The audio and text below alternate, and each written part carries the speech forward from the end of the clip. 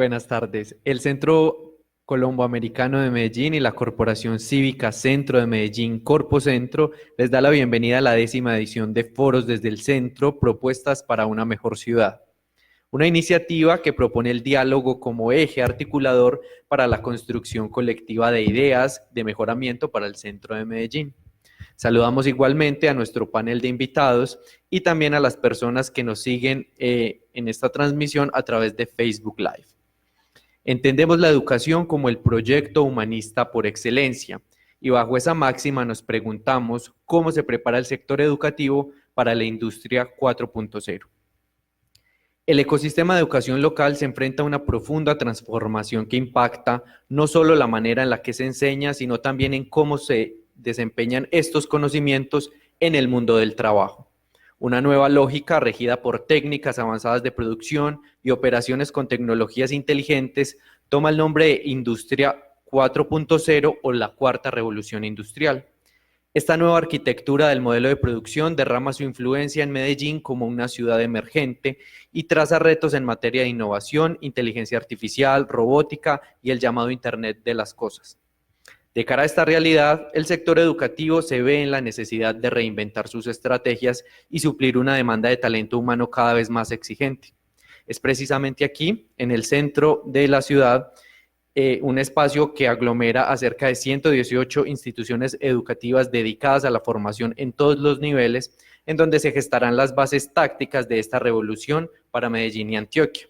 Les presentamos entonces a nuestro panel de expertos. Saludamos entonces al señor Eduardo Gómez del Centro para la Cuarta Revolución Industrial, al señor Giovanni Orozco, vicerrector académico de Uniremington, a la señora Nora Elena Gil, subdirectora académica de la Universidad Cooperativa de Colombia, y al señor Robert Restrepo, director de aprendizaje del CESDE. Todo ello bajo la moderación de Tatiana Rojas, editora de Vida y Cultura del periódico El Mundo. Muchas gracias a todos por su asistencia. Le damos la bienvenida a nuestros panelistas y la palabra a la moderadora. Bueno, buenas tardes a todos. Gracias por acoger esta invitación de Corpo Centro y el Colombo. Les propongo entonces que iniciemos esta conversación con una apreciación de todos nuestros panelistas acerca de qué implica para el sector educativo adecuarse a las necesidades de la Cuarta Revolución Industrial. Entonces, empecemos de derecha a izquierda. Bueno, muchas gracias. Un saludo muy especial para todos. Muchas gracias al Colombo y a Corpo Centro por esta invitación. A ver, yo siempre he pensado que las instituciones de educación superior vamos siempre un poco atrás de lo que va el resto del mundo, pero no porque queramos estar atrás, sino porque es que el mundo camina a una velocidad y es la institución la que se tiene que acomodar a ese ritmo que se está generando y que se está dando. Entonces, pues, ¿qué tenemos que hacer las instituciones de educación y de educación superior? Pues tenemos que estar vigilantes permanentemente a lo que está ocurriendo en el mundo, tenemos que estar en contacto con el mundo y ello nos obliga a romper un poquito esa barrera o esa malla casi que existe no solamente física sino emocionalmente entre la universidad y el mundo real. Los académicos siempre hemos tenido la tendencia a mirar mucho hacia el interior de la academia y poco hacia afuera. Entonces, por eso, no solamente este tema de la Cuarta Revolución Industrial, que ahorita hablaremos un poco más sobre eso, sino frente a toda la historia de la humanidad.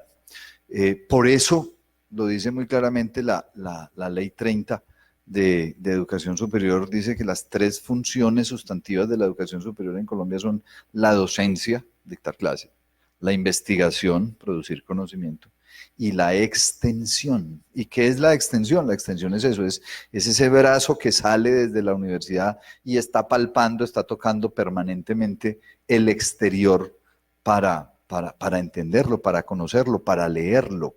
Desafortunadamente, también lo he dicho en muchos escenarios, no hemos entendido qué es esa función de extensión. En las universidades siempre hemos pensado que extensión es salga a vender cursos. ¿sí? Salga a vender diplomados, invéntese un curso de Excel, invéntese un curso de no sé qué, invéntese un curso y vaya, véndalo a ver quién se lo compra. Y entonces acabamos un poquito haciendo un trabajo más de mercadeo que realmente de extensión. Entonces yo pienso que esto nos está obligando con mucha mayor razón a estar en contacto permanentemente con el mundo exterior. Gracias. Buenas tardes. Bueno, sí, un poco en la línea también es que este asunto de la cuarta revolución nos lleva a las instituciones educativas a pensarnos mucho desde la innovación educativa, también como buscamos maneras diferentes, metodologías diferentes de llevar los conocimientos y de desarrollar competencias de los estudiantes. También hay un asunto que a mí me llama mucho la atención desde estos planteamientos, que también es una invitación muy grande a entender el sujeto que se forma como un ser humano integral, que muy importante es el desarrollo de la competencia desde las competencias básicas, pero también muy importante la mirada que se tiene que hacer desde lo humano, desde las habilidades blandas que también hay que desarrollar, pues porque es muy claro que es muy importante la formación en el objeto del conocimiento de la ciencia que se estudia, pero que también es muy importante todo lo que tiene que ver en relación a las habilidades de lo humano en términos de un sujeto que se relaciona, que es capaz de trabajar en equipo, que es creativo, que es innovador, que es resiliente, que es capaz de entender el cambio. Creo que aquí hay un reto entonces bien interesante.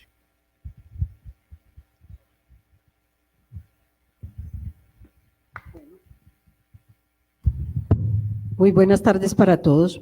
Yo pienso que el tema de la industria 4.0, el tema de la revolución industrial 4.0, para el sector educativo tiene unas implicaciones en varias líneas.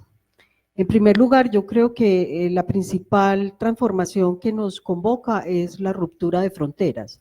Y cuando hablo de ruptura de fronteras, hablo de fronteras a nivel epistemológico, no podemos seguir pensando en disciplinas, tenemos que empezar a pensar en un asunto de transdisciplinariedad y metadisciplinariedad. Creo que ese es uno de los retos gigantes que tenemos.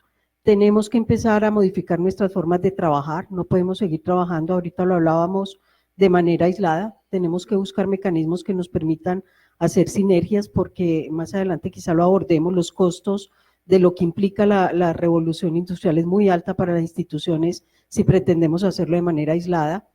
El otro elemento importante es lo que planteas y es el reposicionamiento de las humanidades, de la formación humanística, porque más allá del uso de la tecnología, hay que pensar el ser humano que va a hacer uso de esa tecnología y la calidad de ser humano que queremos formar. Entonces creo que es muy importante el reposicionamiento de la formación humanística para poder formar el tipo de profesionales que necesitamos, que sean profesionales creativos, pero con una alta sensibilidad social para el uso de esas tecnologías.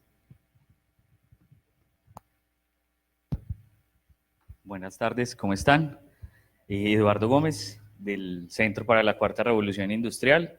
Gracias por la invitación. Y efectivamente, Medellín en este momento y Colombia tiene en la ciudad un centro que está en pro precisamente de ayudarle a los distintos actores del ecosistema de ciencia, tecnología e innovación, al ecosistema productivo, a todo el sector educativo, que tenemos no solamente en el país, sino en Latinoamérica, a ver cómo la llegada de estas tecnologías emergentes van a generar cambios digamos, en las miradas de todos estos distintos actores digamos, de nuestro ecosistema empresarial, académico y gubernamental.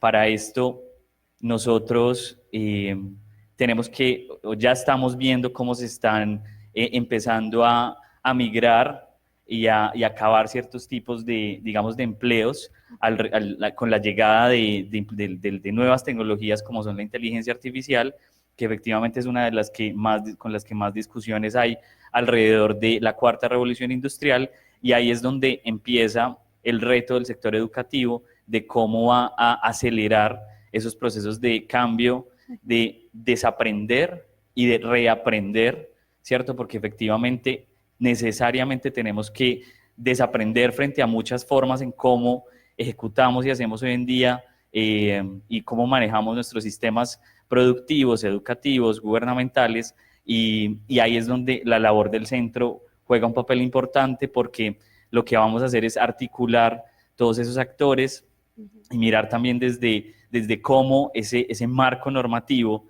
tiene que volverse un habilitador para que la llegada de estas nuevas tecnologías efectivamente tengan un impacto rápido, digamos, en la misma medida en que están avanzando las tecnologías emergentes. Ok.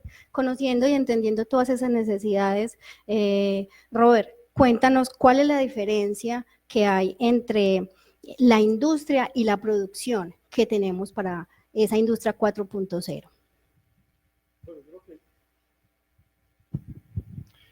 Yo creo que tendríamos que empezar diciendo que las tecnologías que hoy vemos en esto que llamamos la revolución de la industria 4.0 son tecnologías, muchas de ellas las venimos utilizando hace mucho rato en la producción actual. Lo que pasa es que las venimos utilizando de manera aislada. Y lo que propone esta cuarta revolución es cómo hacemos convergencia con las diferentes tecnologías que tenemos, y con ello ayudamos a mejorar los procesos productivos. Entonces, hoy está el dispositivo, por ejemplo, y hay aplicativos. Pero ¿qué tal integrar el dispositivo, el aplicativo, los datos, el análisis de los mismos, para poder programar la máquina y que entonces la producción tenga unas características determinadas? Entonces yo creo que la reflexión grande que hay en relación a esto es que, bueno, ¿cómo vamos a integrar de manera, como lo decías ahorita, muy responsable todas estas tecnologías y las vamos a poner al servicio de la producción? Okay.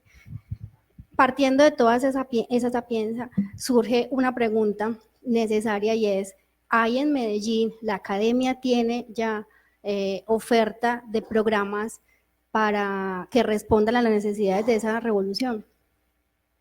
Cuéntanos, Giovanni.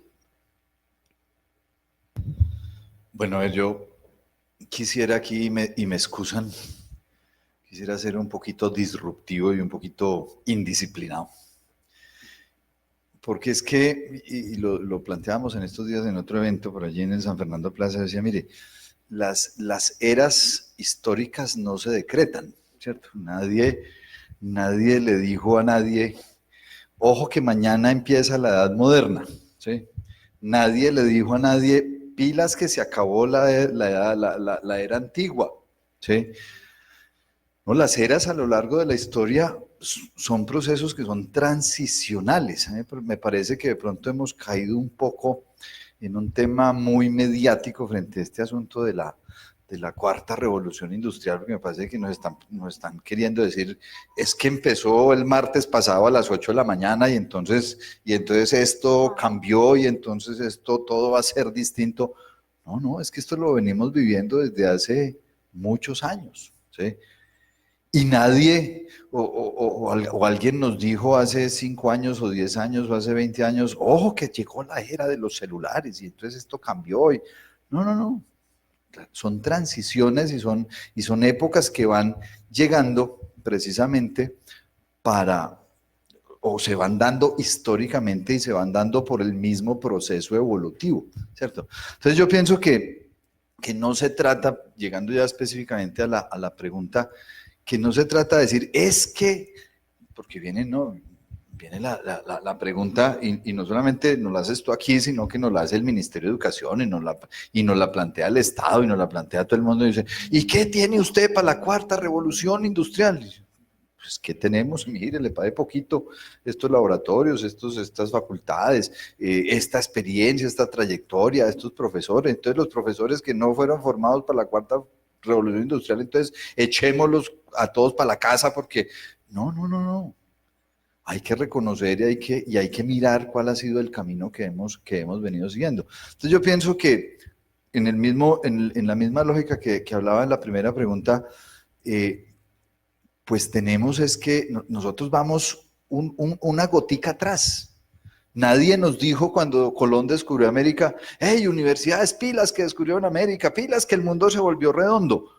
No, el mundo se fue adaptando a una realidad y a una verdad y todos tuvimos que ser consecuentes con esa realidad.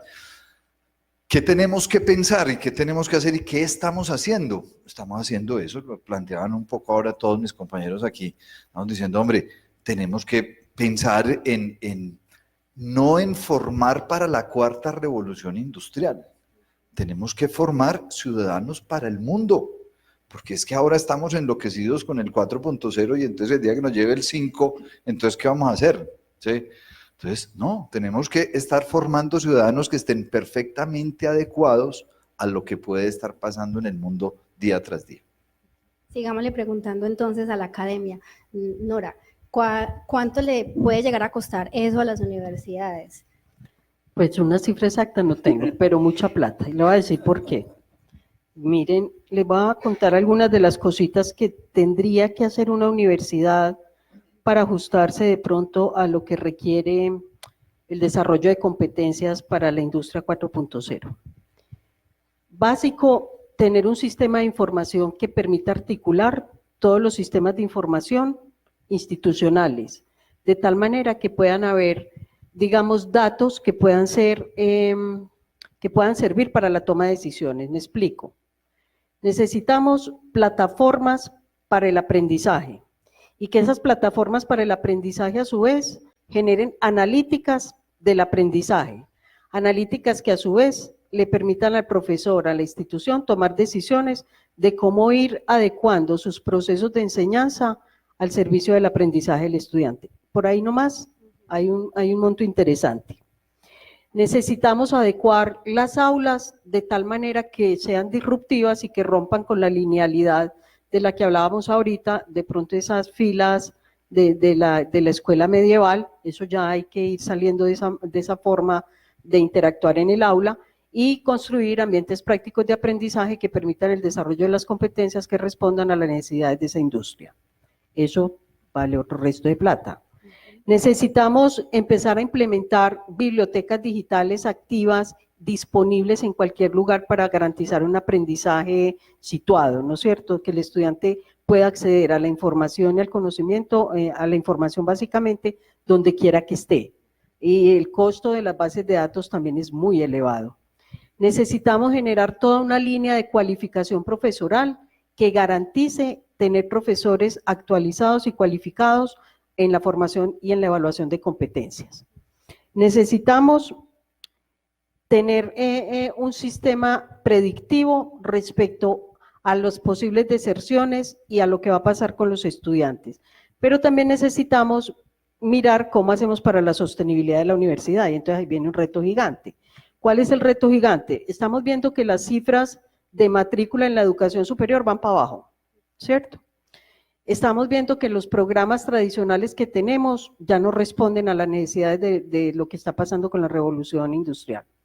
Entonces hay que buscar, y ahí viene otro tema de lo que implica para el sector educativo, hay que buscar precisamente cómo generar unas trayectorias y unas rutas de formación que rompan con el esquema tradicional que tenemos de programas de profesionalización a 4 años, especializaciones a 2 años, maestrías a 3 años. Eso yo creo que ya va saliendo y tenemos que empezar a buscar alguna manera de que el estudiante vaya creando rutas de formación y educación que respondan a sus intereses, pero que respondan a las necesidades de la industria. Entonces son unos costos bastante elevados, tanto en lo financiero, en lo humano también vamos a tener unos costos importantes. Okay. Escuchemos, Robert tiene más que decir. Incluso en la línea de lo que plantean ahora también yo plantearía la siguiente reflexión y sería más bien pensar en y cuánto pudiera ganar la educación con todo lo que propone la cuarta revolución. Y claro, esos costos a los que Nora menciona son ciertos. Sin embargo, hay unos factores que uno pudiera empezar a mirar en la implementación que habría que hacer gradual para poder llegar a todo eso. ¿Cuánto pudiera ganar la educación? Pudiéramos ganar innovación educativa, pudiéramos ganar docentes con un cambio de mentalidad y pensando cada vez más en cómo nos alejamos de esa magistralidad que supone metodologías que hoy está comprobado pues que no ayudan muchísimo al aprendizaje, más bien nos enfocamos a lo experiencial, a lo situacional. Pudiéramos ganar la formación de seres humanos más competentes, con capacidades y competencias para desenvolverse de mejor manera y más responsablemente en un sector. Yo creo que también hay asuntos importantes y me uno a lo que plantea Nora, pero también quiero plantear de que el reto hay que hacerlo, ¿cierto, Nora? Hay que seguir trabajando de qué manera nos vamos adecuando a todos estos asuntos y buscando en ello las posibilidades que tendríamos de mejorar un sistema educativo en un país que tanto lo requiere. Gracias. Conociendo todos esos esfuerzos necesarios para hacer, surge una pregunta y quiero invitar a Eduardo desde el Centro para la Cuarta Revolución que nos cuente qué es lo que saben ustedes. ¿Los jóvenes de Medellín están preparados para esas necesidades de la industria? Bueno, yo pienso que ahí hay un reto enorme, muy en pro de la discusión que estamos generando en este momento, porque cuando nosotros, digamos, nos hemos acercado a muchas empresas que están en procesos de transformación digital, pues nos damos cuenta que siempre hay una carencia de talento, ¿cierto? Y esa carencia de talento está frente a, digamos, a las temáticas de ciencias de la vida, de matemáticas, de estadística, de las habilidades que se están requiriendo cuando hablamos de cuarta revolución industrial.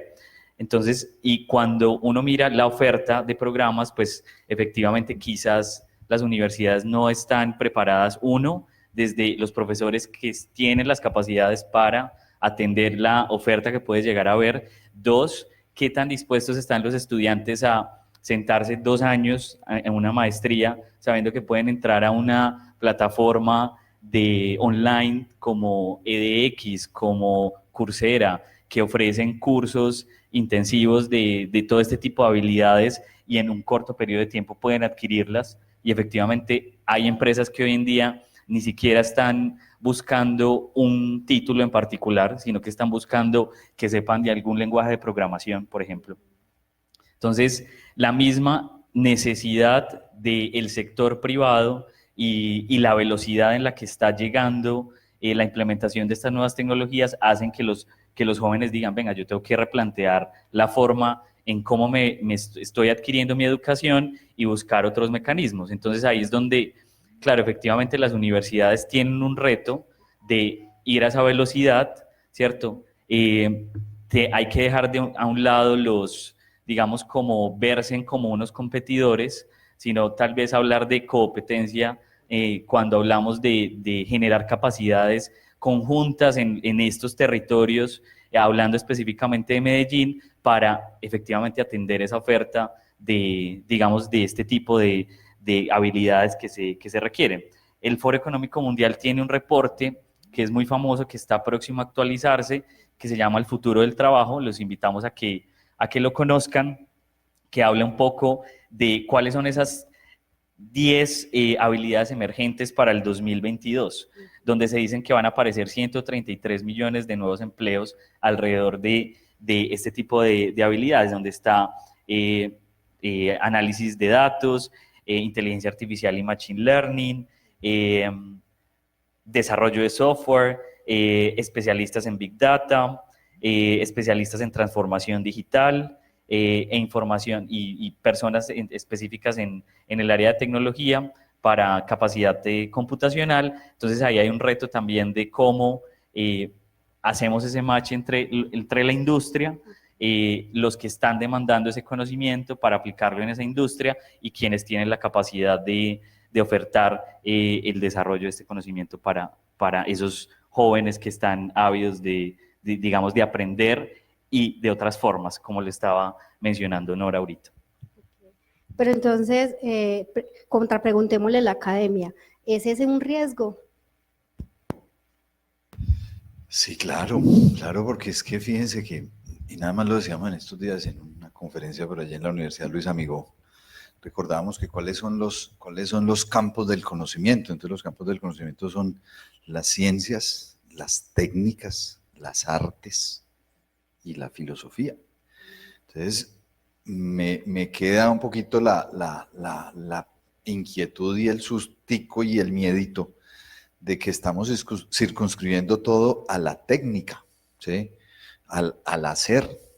Entonces, yo siempre he dicho, bueno, válido el tema de las competencias, válido el tema del hacer, válido el tema de las plataformas, pero entonces, ¿dónde dejamos al músico? ¿Y dónde dejamos al artista? ¿Y dónde dejamos al poeta? ¿Y dónde dejamos al pintor? Eso no se hace en Coursera, eso no se hace en EDX, eso no se certifica, ¿sí? Esas son actividades del pensamiento y de la creación humana que necesariamente van a tener que seguir, digamos que requiriendo de lo que tradicionalmente, pues yo no me explico o no logro entender, y conste que soy ingeniero, debería estar para el otro lado, pero yo no me vería nunca estudiando música, ¿cierto? No sé, con algo diferente o por una metodología o por una estrategia diferente a la que durante toda la historia de la humanidad se ha enseñado música, ¿sí? Yo no entendería a un Miguel Ángel o a un Leonardo o a un Botticelli o a quién sé yo haciendo cosa diferente que un lienzo y un pincel y unas témperas o unos óleos y pintando, ¿sí? Yo no entendería a un Gaudí o a un arquitecto, cualquiera de los famosos que han habido en el mundo, limitado solamente a la técnica, ¿sí? Entonces yo pienso que si bien es cierto, todo este tema nos pone unos retos muy grandes, tampoco nos debemos dejar obnubilar por el asunto. En ese evento que les decía yo que fue hace poco en el San Fernando Plaza, era un evento sobre cómo eran las nuevas generaciones frente a la revolución industrial, la cuarta revolución industrial, y que entonces los muchachos tenían que desarrollar competencias, no sé qué. Yo les decía también muy en ánimo disruptivo y medio indisciplinado, les decía, vea, cuando yo era pelado, la cantaleta de un papá era, quítese esas carajadas de las orejas, el Walkman, ¿cierto?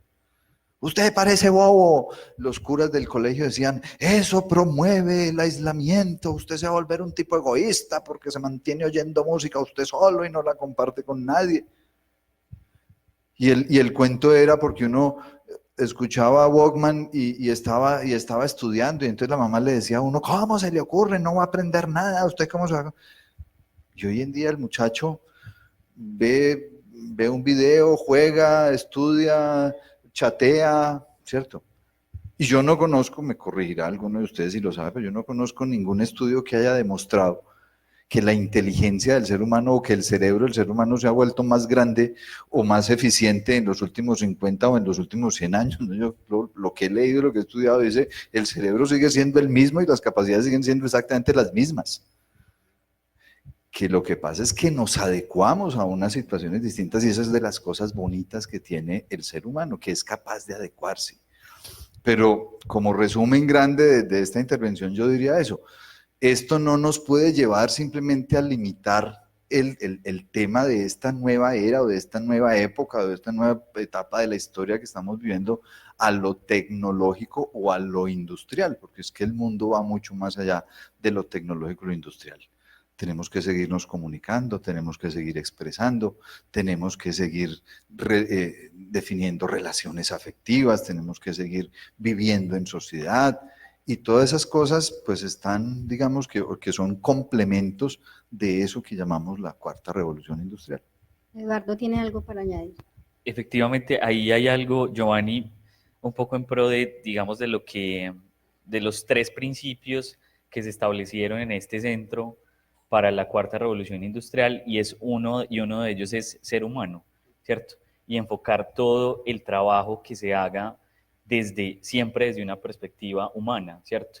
Porque ahí es donde va a estar también el reto, porque hay una línea delgada donde no puede haber una digamos, como una supremacía de las máquinas sobre el ser humano, porque ahí es donde efectivamente empiezan a existir una cantidad de riesgos alrededor de la llegada de estas nuevas tecnologías. Entonces, de parte nuestra, vamos a generar discusiones alrededor de cómo desde los marcos normativos, desde la ética, del uso de este tipo de tecnologías, no van a desbordar esos límites de lo humano que efectivamente se vuelven un riesgo, porque ya hay algoritmos que crean música, ¿cierto? Algoritmos de inteligencia artificial que toman el ritmo, los tonos y crean una canción como si lo hiciera un Beethoven, ¿cierto?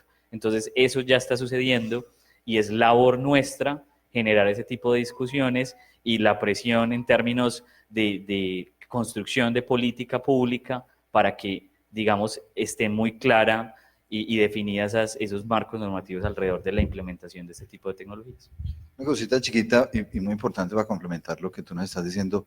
Yo recuerdo por allá eso fue en el año 96, tal vez 97, no recuerdo bien, estaba yo viviendo en Europa y ustedes se acuerdan ¿se acuerdan de la famosa, aquí los más viejitos, los más jóvenes no se acordarán, pero los más viejitos nos acordamos de la oveja Dolly? Sí, la oveja Dolly fue una ovejita en Inglaterra con la que se hizo el primer resultado exitoso, con la que se obtuvo el primer resultado exitoso de clonación.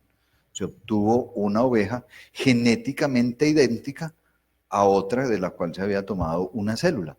Entonces se desató en Europa todo un escándalo y toda una discusión sobre el tema de la ética en la clonación y que si eso estaba bien y si eso estaba mal. Algún día, no sé si fue un obispo, no sé quién fue, le escuché yo una entrevista, y el tipo dijo una cosa genial, que nunca se me olvidó. Dijo, miren, yo no sé para qué hacen tanto escándalo. ¿Qué chiste tiene sacar una oveja idéntica a otra? Eso no tiene ningún chiste. El chiste es lo que hace la naturaleza, que saca ovejas distintas todos los días. Que sacar una fotocopia es eso. O sea, ¿qué chiste tendría que nosotros fotocopiáramos seres humanos? Ese no sería gracia. La gracia es lo que hace la naturaleza y lo que hace el mundo, y lo que hace el proceso biológico normal, que es sacar seres humanos distintos todos los días, ¿cierto?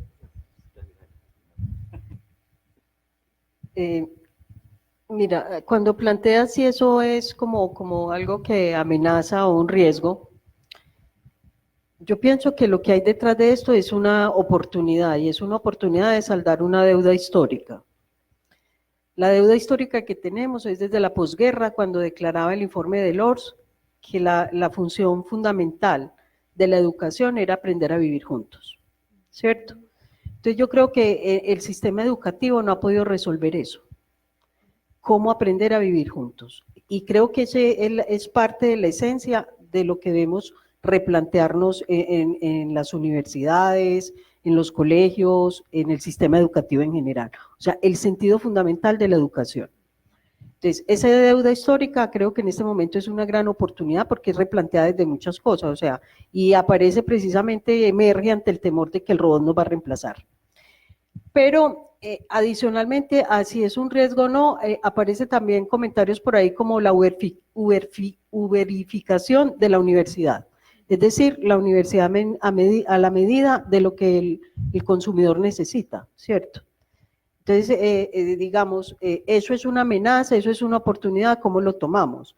Entonces, lo que también tenemos que replantearnos ahí y no desestabilizarnos como por esos temores, es tener muy claro cuál es el sentido de la universidad y para qué está creada la institución universitaria. El sentido de la universidad ha sido todo el tiempo la generación de nuevo conocimiento para mejorar la calidad de vida de las poblaciones y de la sociedad en general. Entonces yo creo que mientras conservemos esas claridades no tendríamos por qué temor. Lo que sí va a pasar es que muchos de los procesos tradicionales que tenemos como institución van a tener que romperse, lo que le planteaba ahorita, tenemos que romper muchos esquemas de trabajo, de la manera como venimos generando el conocimiento, hay que generar una investigación mucho más aplicada y con mayor transferencia hacia las necesidades de las poblaciones. Y algo fundamental que no lo hemos mencionado es cómo vamos a hacer para cerrar las brechas que tenemos en el tema de la digitalización que es necesaria para responder a la industria 4.0, ¿no es cierto? Porque, digamos, si bien Colombia ha tenido unos ciertos avances, esos avances han sido muy desiguales en la población rural, en la población urbana, por áreas y regiones del país. Entonces, y no toda nuestra población tiene acceso a lo básico para pensar en el acceso a la industria 4.0 y a todo lo que esto significa, que es el acceso al Internet, ¿cierto? Cerramos entonces los riesgos con Eduardo.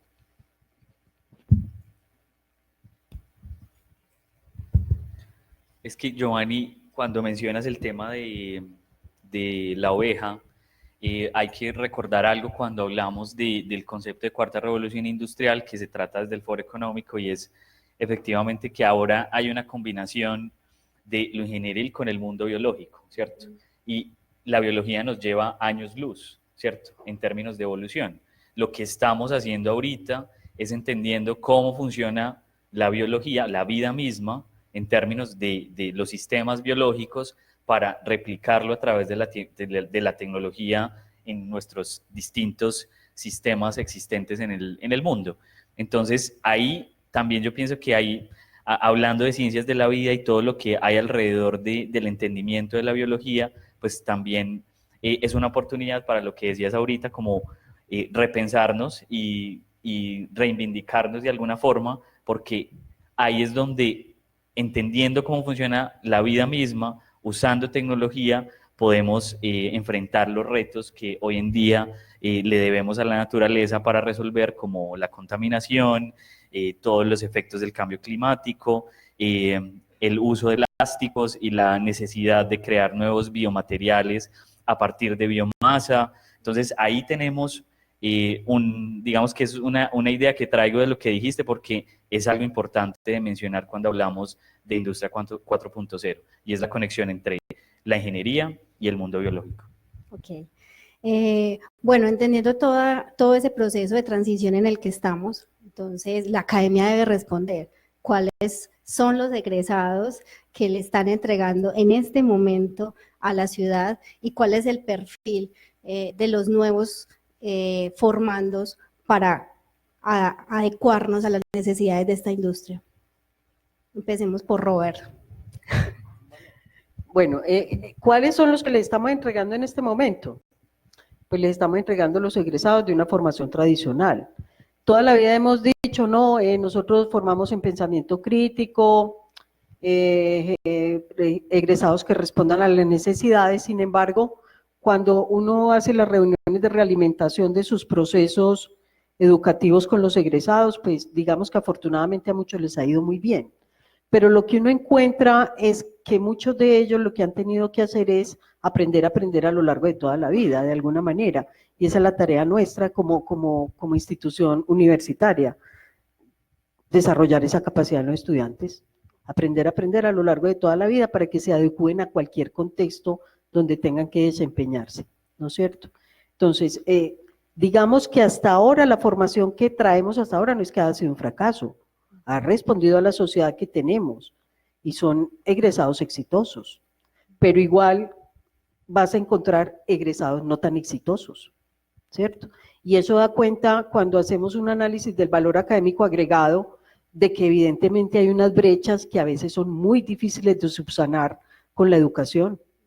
A nosotros nos llega de la educación media muchos estudiantes que llegan con unos desarrollos que no están dando cuenta de lo que deberían tener para después de haber transitado por una educación media. Entonces, a la educación superior le toca jalonar y tratar de nivelar supuestamente con un insumo que debería ser de entrada, pero que a veces no es. Entonces, se hace, pero vas a encontrar que evidentemente hay unas brechas que todavía no hemos podido subsanar. Ok. Robert, entonces, continuemos con este mismo tema. ¿Cuáles serían esas características que requiere la academia para formar profesionales de esta industria?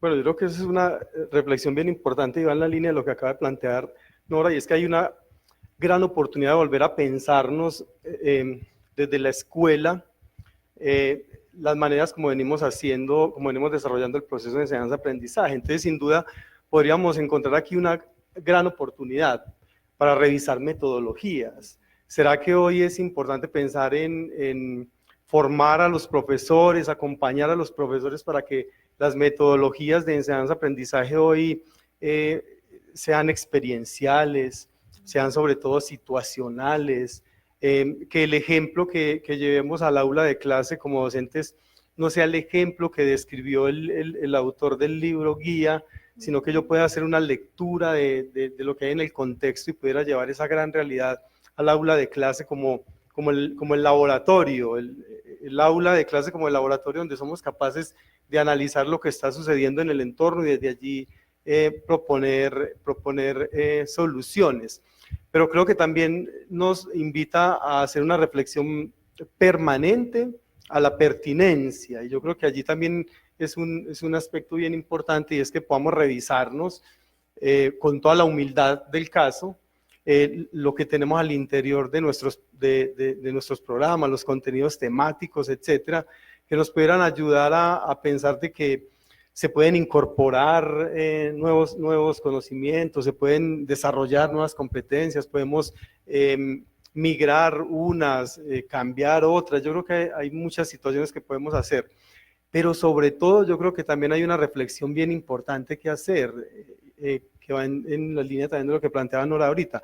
Claro, hemos entregado egresados que han sido capaces de resolver lo cotidiano en el mundo de la empresa, pero creo que lo más grande hoy, a lo que nos invita todo esto de la cuarta revolución, también es a pensar que desde la escuela, desde las universidades, podemos utilizar los contenidos temáticos que son propios del objeto de la ciencia para trabajar otras habilidades, es decir, que ese es el pretexto, eso que vamos a aprender en el aula de clase en relación a un objeto, es el pretexto para reunir seres humanos y entonces invitarlos a que también tenemos que desarrollar habilidades como el trabajo en equipo, que tenemos que aprender a respetar el argumento del otro, que tenemos que aprender a ser creativos, innovadores. Yo creo que hay una gran oportunidad. Ok, pero entonces, Eduardo, desde el Centro de Transformación, Medellín está capacitando a los docentes para que formen a esos estudiantes. Dura respuesta. Yo creo que no sé si decirte si sí o si no, ¿cierto? Más bien, como lo decía ahorita Giovanni, estamos en un proceso de transición, ¿cierto? Entonces, sin duda, las universidades sí o sí están siendo conscientes de que no es solamente la técnica, ¿cierto? De que no nos podemos quedar única y exclusivamente ahí, sino que tenemos que hablar de pensamiento crítico, de espacios innovadores para traer el mundo real, para usar la técnica y solucionar los problemas, de inteligencia emocional, que inclusive eso es en parte, como estas que estoy mencionando, es en parte de esas habilidades que se mencionan como parte del, digamos, de la llegada de la cuarta revolución industrial, creatividad, capacidad de negociación, flexibilidad cognitiva, todos estos tipos de habilidades son las que las universidades, estoy seguro, porque he tenido contacto con algunas de ellas, están en pro de incluir en sus procesos de formación, digamos, no solamente la técnica, sino la llegada de estas nuevas habilidades que tienen que tener los profesionales. Ok, y Nora, entonces la academia, ¿qué dice? Mira, algo que hemos discutido con los profes en la universidad y de lo que hemos venido trabajando cuando nos queda algún ratico con ellos, es el tema de que hay que fortalecer mucho el conocimiento que se tiene por parte, en el caso de las universidades, donde nuestros profesores son formados en disciplinas, ¿cierto? Entonces son muy buenos odontólogos, muy buenos médicos, muy buenos psicólogos, pero a veces no tan buenos profesores. Y lo hemos hablado y es porque evidentemente pues cuando uno hace una profesionalización uno no estudia para ser profesor, entonces no tiene esas competencias. Entonces ese es un área que hay que trabajar muy fuerte en la universidad, en las universidades en general, esa formación pedagógica, didáctica. Y hay algo que es fundamental si queremos jalonar el aprendizaje de los estudiantes, y es que los profesores se tienen que volver expertos en el tema del aprendizaje, cómo aprende el ser humano, ¿no es cierto? Ese es un tema, y también desde luego pues tiene que aprender a enseñar de acuerdo a las diferencias en el aprendizaje de los estudiantes que tienen el aula. Y para eso tiene que desarrollar unas competencias desde el ser, y es tener mucha capacidad para el acompañamiento personalizado del estudiante, por las diferencias que tenemos en las aulas.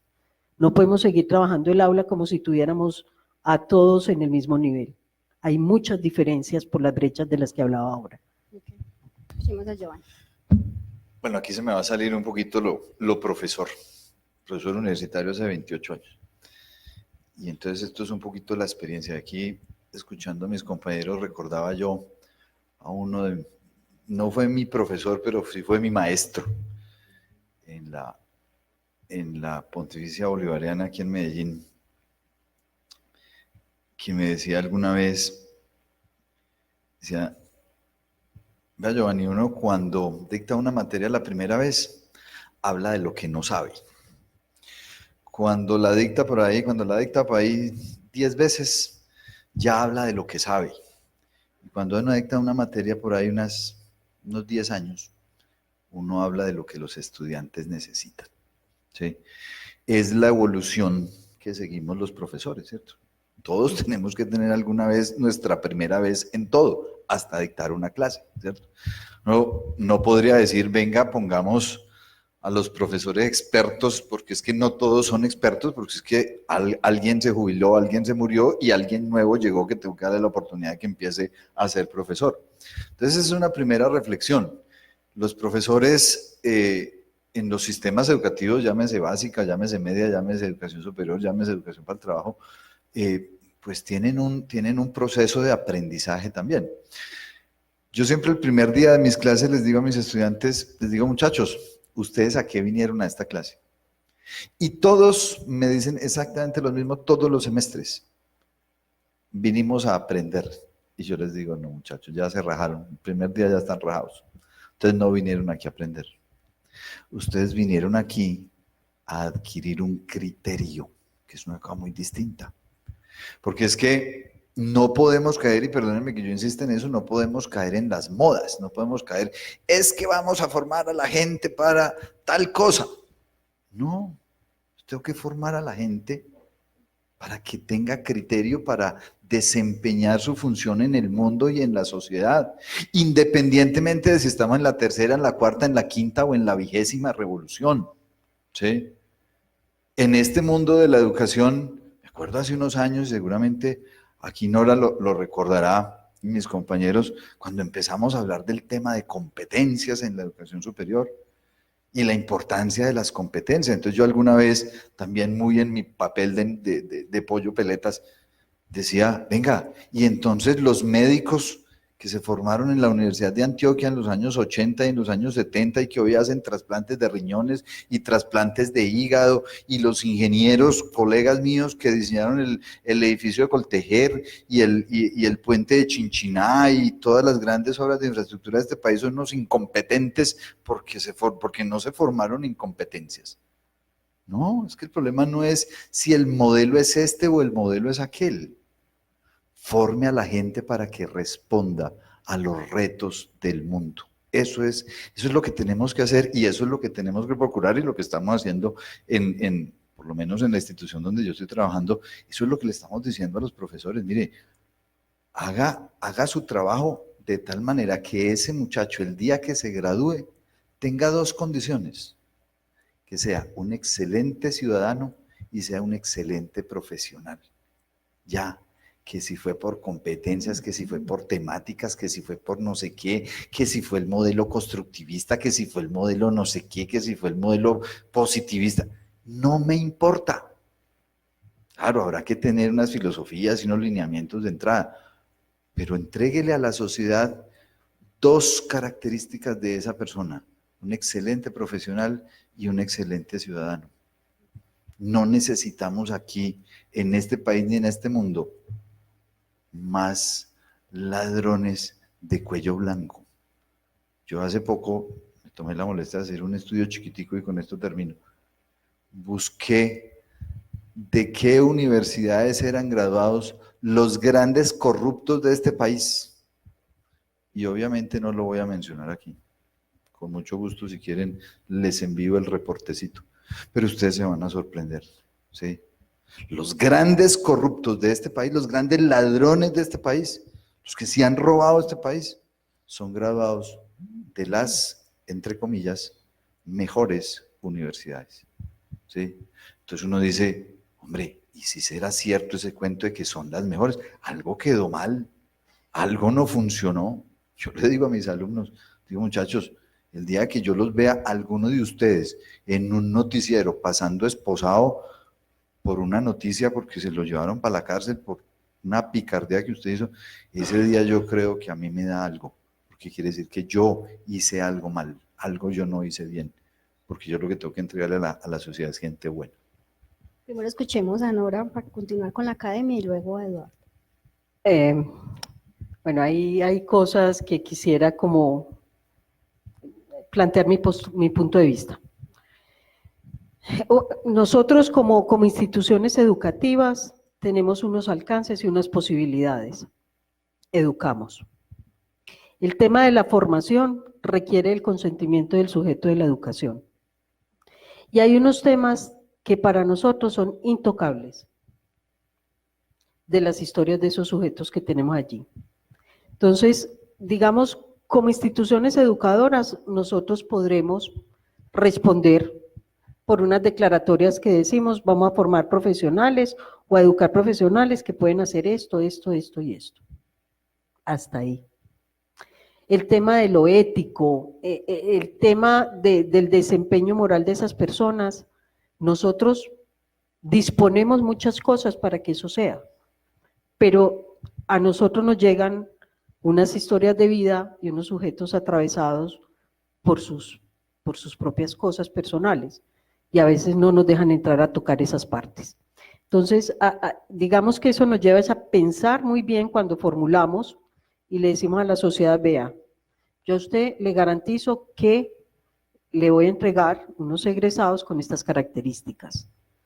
Y como institución educadora, nosotros educamos y desarrollamos unas habilidades, unas competencias, unos profesionales capaces de hacer esto, esto y esto. Pero cuando yo ya le digo a la sociedad, le voy a formar ciudadanos éticos, Dios mío bendito, yo me atrevería a decir, estamos pecando, estamos haciendo falsos juramentos.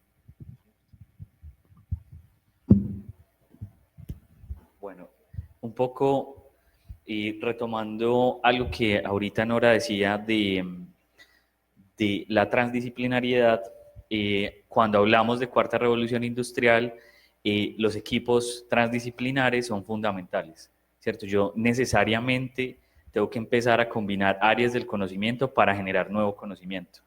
No podemos, digamos, hacerlo tradicional, ¿cierto? Que es especializar el conocimiento como hoy en día pasa, ¿cierto? Es importante, pero esa especialización tiene que empezar a conectarse con otras áreas del conocimiento que me va a permitir crear ese nuevo conocimiento.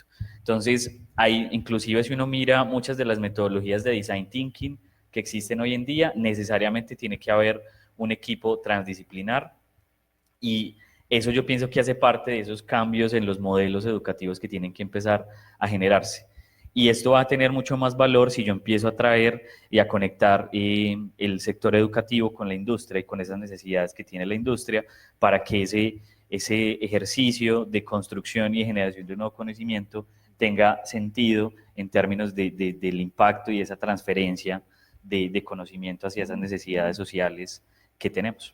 Ok, bueno, para irle dando cierre a esta conversación, escuchemos de cada uno de nuestros ponentes cuál debería ser para ellos o cómo debe responder la educación a las necesidades de la industria 4.0. Iniciemos por Nora. ¿Cómo debe responder la educación a las necesidades? Yo creo que ya lo hemos hablado, pues de alguna manera lo hemos ido bordeando. Debe responder reestructurando sus procesos, flexibilizando sus procesos, generando programas diferentes, pero hay un lastre muy duro para las instituciones educativas y son las políticas. A nosotros nos regulan y cosas, por ejemplo, el 1330, que es el último decreto de calidad en la educación superior, nos dice las denominaciones de los programas tienen que estar en el SNIES. Entonces, de entrada ya nos dicen, ojo pues con ir a generar por ahí cualquier cosa bien novedosa, porque eso no está en el catálogo del SNIES. Entonces, de entrada, ahí tenemos un lastre importante. Pero pues la idea para responder es eso, es innovando nuestros procesos de enseñanza, es buscando alternativas para generar la articulación entre la investigación, la transferencia del conocimiento a las demandas y necesidades de la empresa, buscar una mayor articulación entre la empresa, universidad y Estado. Si bien existe un comité que busque esa articulación, creo que la articulación no se da como debería ser, y es que realmente la industria se vuelva de alguna manera un interventor de nuestros procesos y que nosotros permanentemente acompañemos los procesos de la industria. Si se da, sea de manera aislada, pero no como de una manera sistemática. ¿Cómo más? Aprendiendo mucho sobre el aprendizaje. Insisto que ese debe ser una línea de especialización y profundización muy fuerte, de la misma manera que todo lo que tiene que ver con la enseñanza. Yo lo he dicho en algunos espacios, lo ideal para mí sería una universidad sin aulas, donde el aula más importante fuera la ciudad. He planteado que la ciudad debe ser el ambiente de aprendizaje por excelencia, que los profesores deben salir del aula hacia la ciudad a buscar cómo los estudiantes puedan hacer lecturas de contexto. Bueno, muchas cosas más. Ok. Bueno, cambiamos ahí la dinámica y sigamos con Giovanni. Bueno, yo termino también con lo que empecé, ¿no? La educación tiene que ser una educación que siga, digamos que retomando la mejor metodología que tiene el ser humano para aprender. Y la mejor forma que tiene el ser humano para aprender es observar. Yo le digo a mis estudiantes, y perdónenme otra vez el ejemplo de profesor, yo le digo a mis estudiantes, ¿qué hacemos los ingenieros? Los ingenieros lo único que hacemos es copiarnos lo que hace la naturaleza. Simplemente que a veces cogemos eso que hace la naturaleza y lo volvemos más rápido. Pero somos unos copiones de la naturaleza. Y volviendo al tema de la música, las 4 estaciones de Vivaldi, cuando uno está escuchando la primavera, uno siente que está en primavera, y cuando está escuchando la parte del invierno uno siente frío, y cuando está en el verano uno siente el calor, ¿cierto?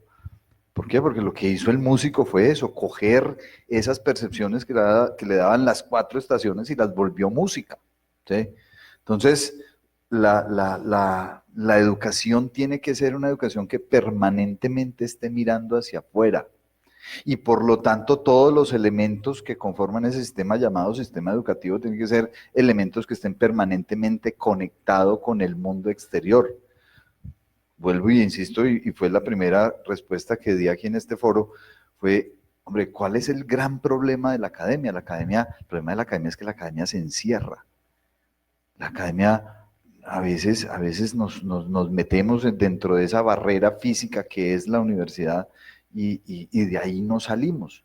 Y creemos que el mundo está concentrado ahí, que el mundo gira alrededor de la academia, y no la academia debería girar alrededor del mundo para que lo pudiera ver.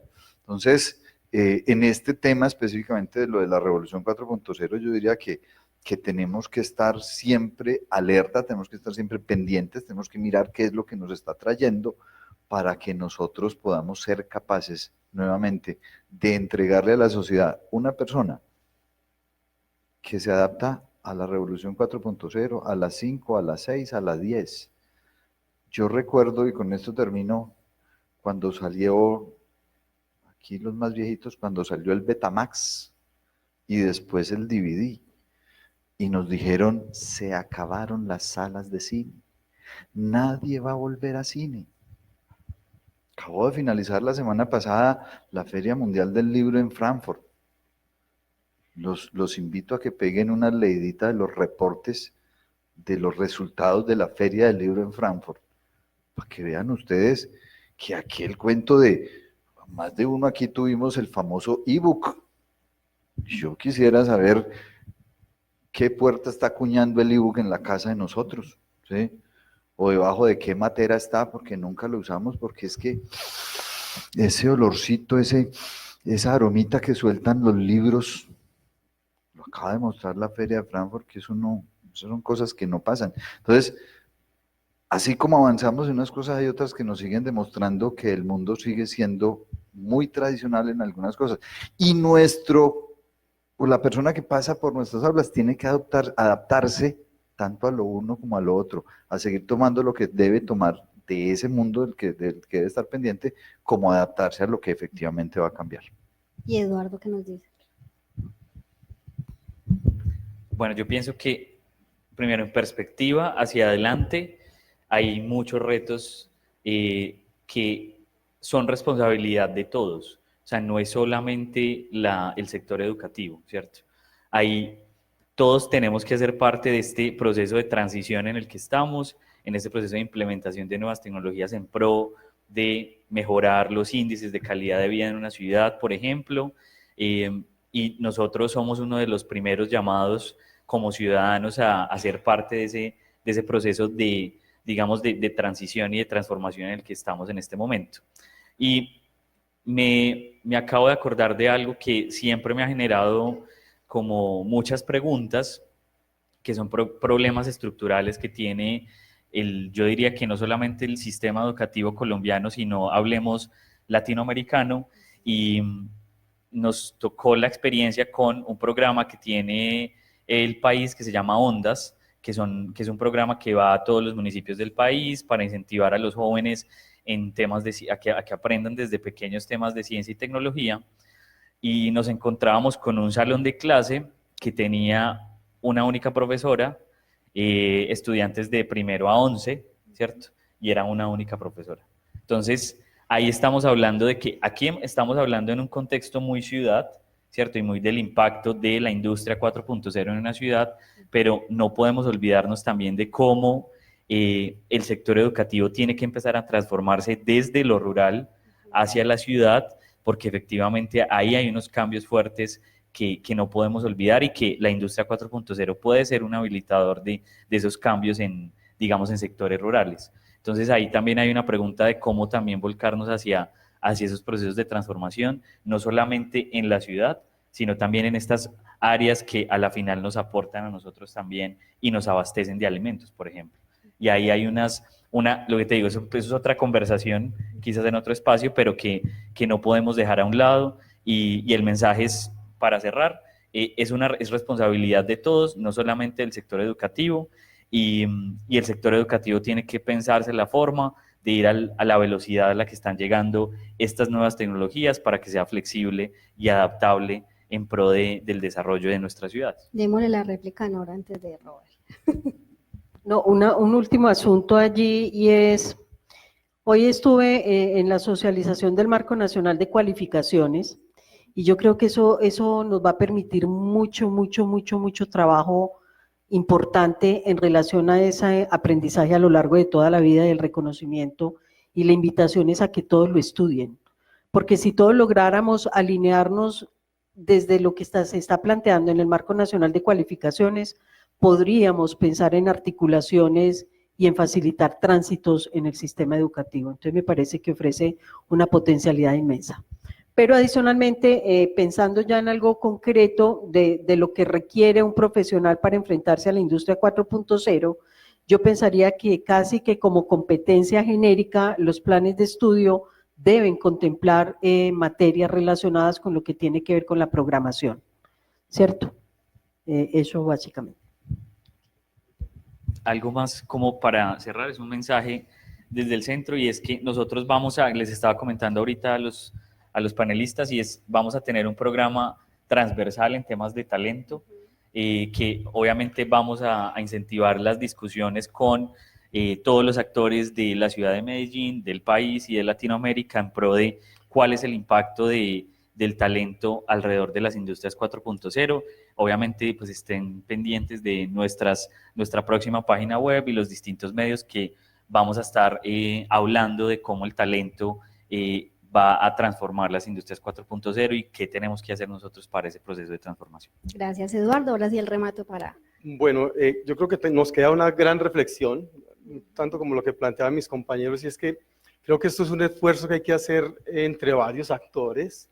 ¿Qué sentido tiene que en las instituciones de educación sigamos haciendo esfuerzos grandísimos por montar el laboratorio más innovador, cuando el mejor laboratorio es la empresa, la empresa propiamente. Entonces, ¿qué tal si la empresa entrara a ser un actor muy activo también del proceso de formación y no fuera un asunto que simplemente, creo que a muchos en las instituciones nos toca casi que ir a hacer unos trámites que se vuelven a veces hasta imposibles para poder poner practicantes nuestros y que puedan allí desarrollar otras competencias? Que bueno, que la empresa pudiera desde el inicio ser un aliado del proceso de formación de los estudiantes, y entonces las universidades y las instituciones de educación podamos concentrar los esfuerzos no en la adquisición de tanto recurso que está ahí, que allá está mejor y que hay expertos.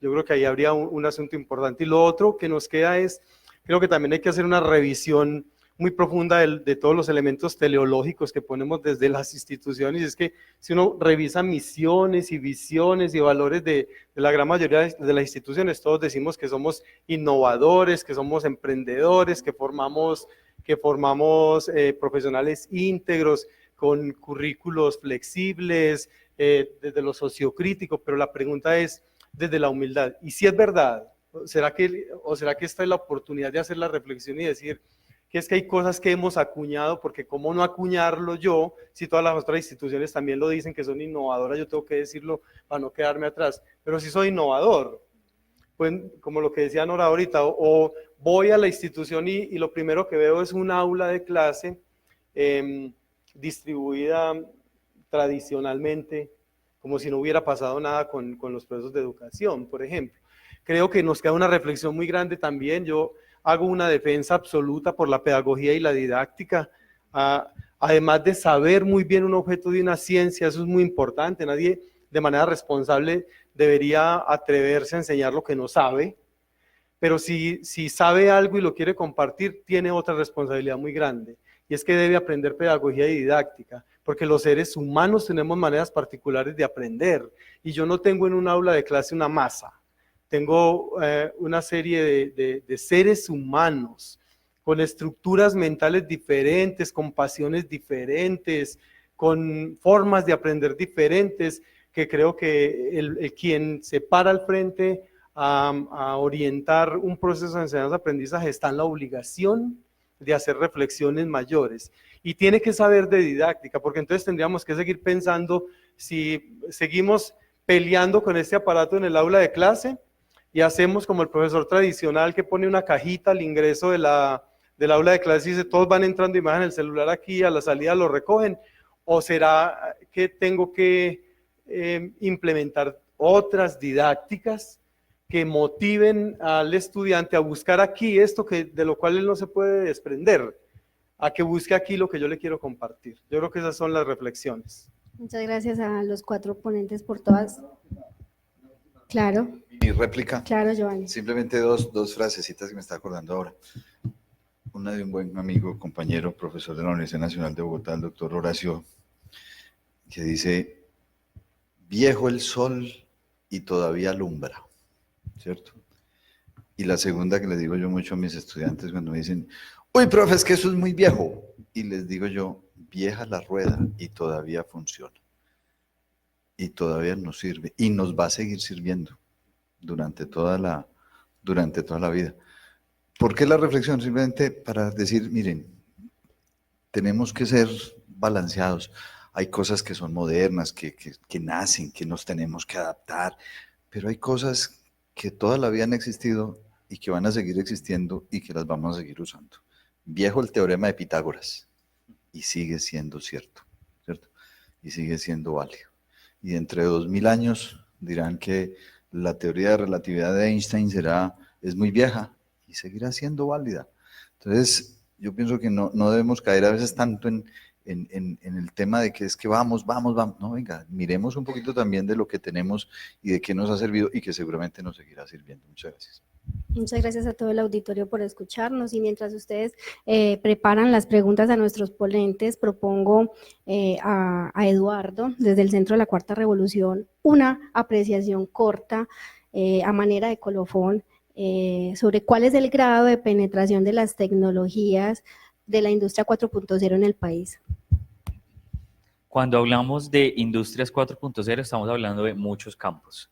Estamos hablando de inteligencia artificial, de robótica, de blockchain, de biotecnología, de realidad aumentada, de realidad virtual.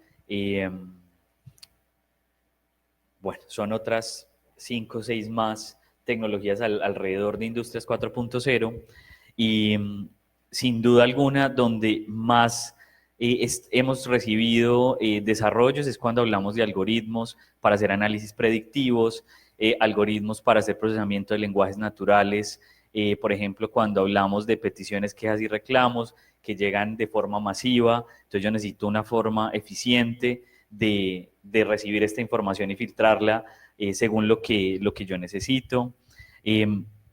Y si me voy frente a cada una de las tecnologías, hay distintos tipos de desarrollos que ya están llegando al país, ¿cierto? Pero aún así, el proceso de adaptación dentro de las empresas todavía es muy bajo, ¿cierto?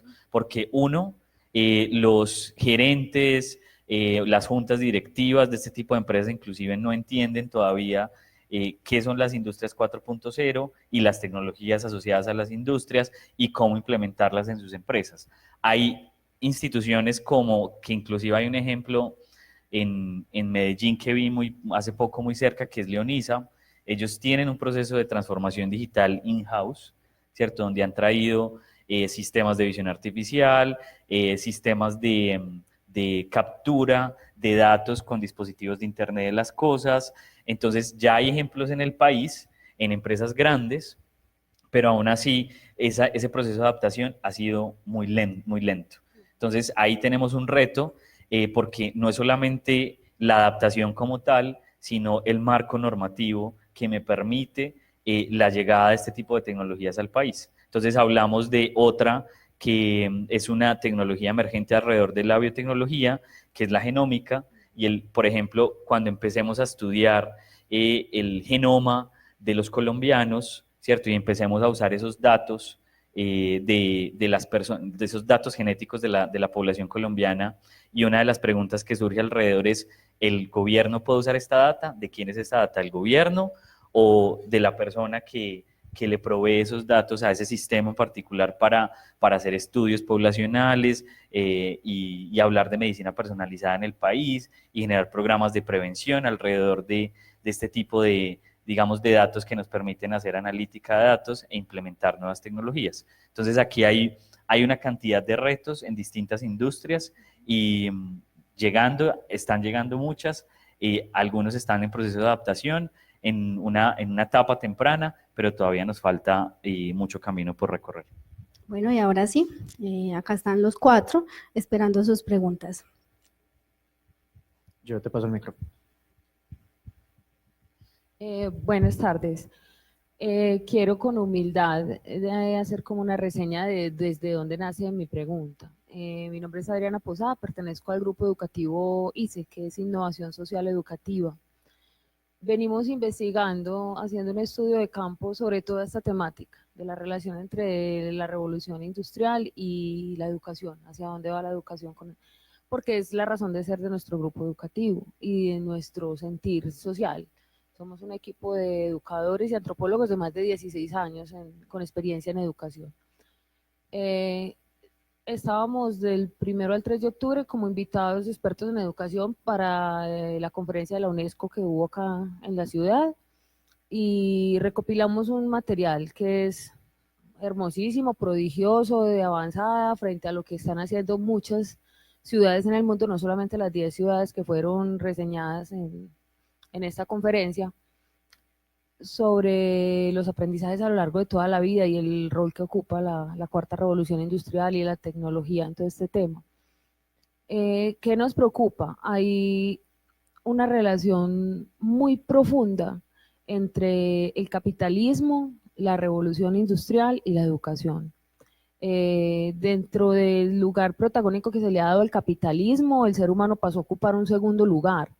Ahora con la revolución industrial, pienso que son más las preocupaciones comerciales de muchas empresas, las preocupaciones económicas, porque el ser humano se ve como protagonista de nuevo, pero por una necesidad que es urgente. Necesitamos otra vez posicionar al ser humano como protagonista, pero lo primero que hay que entender es que el ser humano quiera ser el protagonista porque es un usuario de un recurso que es la tecnología.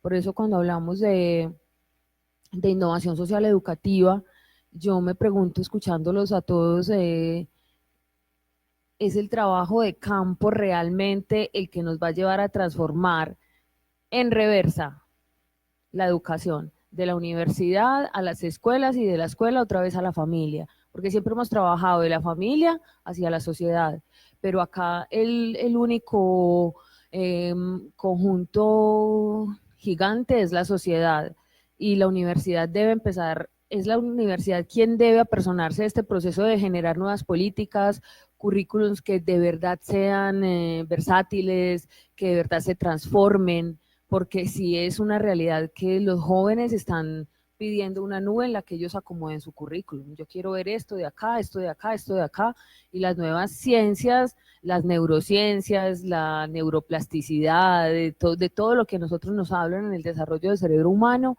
que sí ha evolucionado, sí hay estudios que verifican que sí hay una evolución en este aprender a desaprender, si hay una evolución. Es la universidad quien va a generar este espacio. Según hacia donde apuntan todos los comentarios de ustedes, yo quiero que ustedes se lo replanteen de esa forma y me puedan responder cada uno si es posible. Si es la universidad quien va a generar este espacio para diseñar un nuevo currículo, unas políticas flexibles para que la educación dé el siguiente paso y del giro que debe dar, porque es verdad que el colegio con aulas represivas, con no traiga el celular, o sea, cuando uno escucha que se está proponiendo una ley para prohibir, yo digo, ¿cómo van a hacer eso?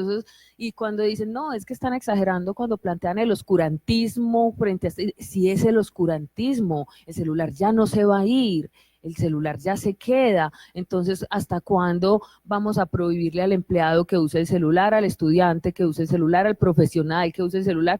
Y según leí yo la propuesta de ley, era hasta que el profesor no podía usar el celular. Entonces, ¿hasta dónde nosotros vamos a requerir el acompañamiento de la universidad para transformar los colegios y para transformar desde los colegios las familias en esta revolución de la educación? Porque también es la educación la que está en una revolución en este momento. Muchísimas gracias. Empiezo. Claro.